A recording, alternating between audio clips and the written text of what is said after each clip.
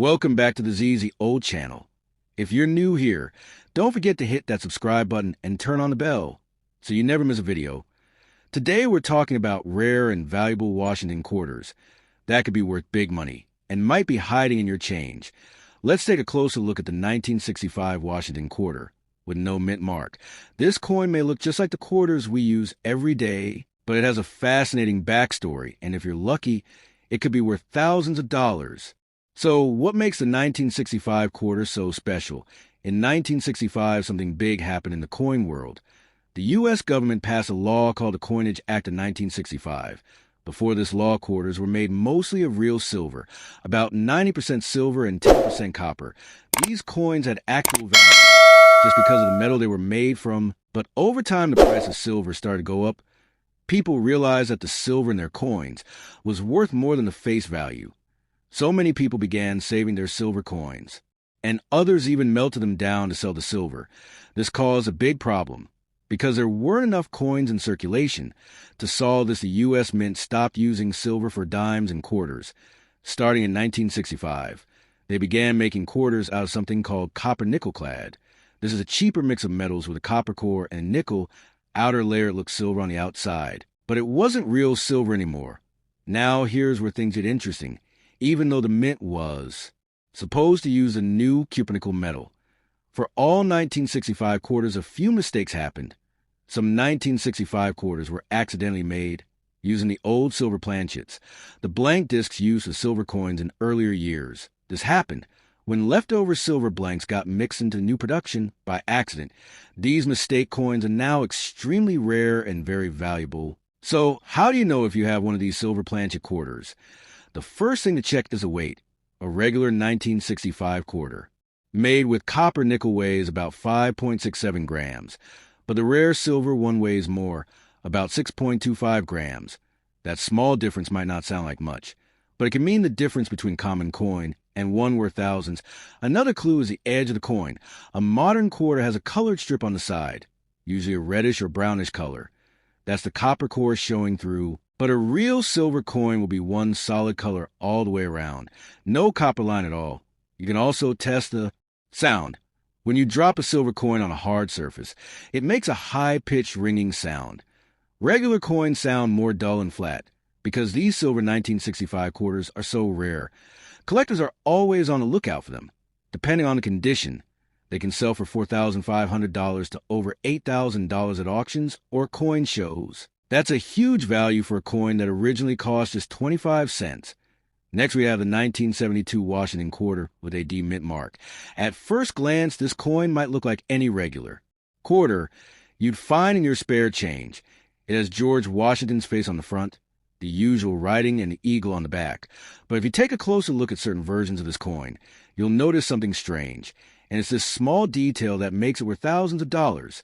So what's the story behind the 1972 D quarter? In 1972, the U.S. Mint was producing millions of quarters for everyday use. These coins were made at different minting locations, and the D mint mark means it was made at the Denver Mint. Now normally, coins are made using a tool called a die. Dies are metal stamps used to press the design into a blank coin. But during the minting process in 1972, something went wrong. Some of the dies that were used to strike the quarters had a mistake. The designs on them were not lined up correctly, which caused what is called a double die. That means parts of the coin's design, like the words and numbers, look like they have been stamped twice.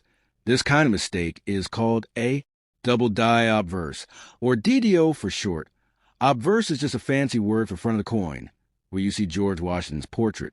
So a Double Die Obverse means the front of the coin has a doubling error. If you look closer at the 1972 DO quarter, you can often see doubling on the word liberty, the motto "In God We Trust," and the date 1972. Sometimes the doubling is light and hard to spot, but in other cases it's very clear, even with just your eyes or a simple magnifying glass. Now, not every 1972 quarter has this mistake. Only a small number were made this way. Before the mint noticed the error and replaced the bad dies. That's why these coins are considered rare.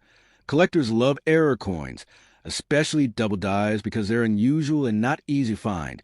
If you think you might have one, examine your 1972 D quarter carefully. You'll want to focus on lettering and numbers on the front, If anything looks doubled or has a shadow-like effect, you might have something valuable. The value of a 1972 DDO quarter depends on two things: how strong the doubling is and what condition the coin is in. A coin in worn condition might still be worth hundreds, but a well-preserved one with strong doubling can sell for $3,000 to $5,000 or more at auctions. That's a lot of money for a coin that started out as just 25 cents. And the best part, these quarters are still out there in the world. People have found them in old collections, coin rolls from a bank, and even in pocket change. So it's always worth checking your quarters, especially if they're from 1972 and have a D mint mark.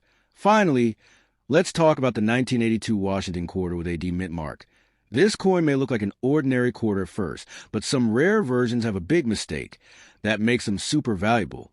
If you're lucky enough to spot this error, your coin could be worth thousands of dollars. So what makes this coin special? In 1982, quarters were made at several different mints in the United States, the ones with the D mint mark were made at the Denver Mint. Like all coins, these quarters were made using heavy machines that press the design onto a blank metal disc called a planchet. This process uses two dies, one for front of the coin, called the obverse, and one for back, called the reverse. But sometimes something goes wrong during that process. In some 1982 D quarters, the coin wasn't centered correctly when the design was stamped. This happened because one of the dies, the part that stamps the image, wasn't lined up the way it should have been. As a result, the design on the coin came out off-center. This is what collectors call an off-center strike. When this error happens, part of the coin's design looks shifted to one side. You might even notice that some letters or numbers are cut off or missing. In more extreme cases, part of the blank metal is left untouched. There's no design at all in that area. These off-center coins are easy to spot and are highly collectible. Now, not every off-center coin is valuable. The value depends on how much the design is off-center and whether the date and mint mark are still visible. That's very important. If the coin is off-center, but you can still see the date 1982 and the D mint mark, then collectors will be especially interested. The more dramatic the off-center strike, the higher the value, especially if the coin is still in good condition. Some off-center 1982 D quarters have sold for as much as $4,000 to $6,000, depending on how rare and sharp the error is. That's a huge amount of money for just one coin. Another thing that makes the 1982 D quarter more interesting is that in 1982, the U.S. Mint didn't make any official uncirculated mint sets. That means it's harder to find coins from that year in perfect condition. So if you happen to find an off-center 1982 D quarter in good shape, it's even more special. So how can you tell if you have one? Look closely at the coin. Is the image on the front or back shifted too far to one side? Are some parts of the design missing or cut off? Can you still read the year and mint mark? If the answer is yes, your coin might be something really rare. These kinds of mint errors are fun to collect, and they can bring in serious cash. People have found them in old jars, coin rolls, and even in regular pocket change. So don't overlook those older quarters, especially the ones from 1982 with a D mint mark and a strange design. So there you have it, the 1965 Washington quarter struck on a silver planchet, the 1972 D Double Die Obverse, and the 1982 D off-center error are among the most expensive and ultra-rare Washington quarters out there. Remember always, inspect your coins carefully. You never know when you might stumble upon a hidden treasure. Don't forget to like, subscribe, and hit the bell icon for more fascinating coin stories and tips. Happy hunting, and may your pockets be filled with treasures.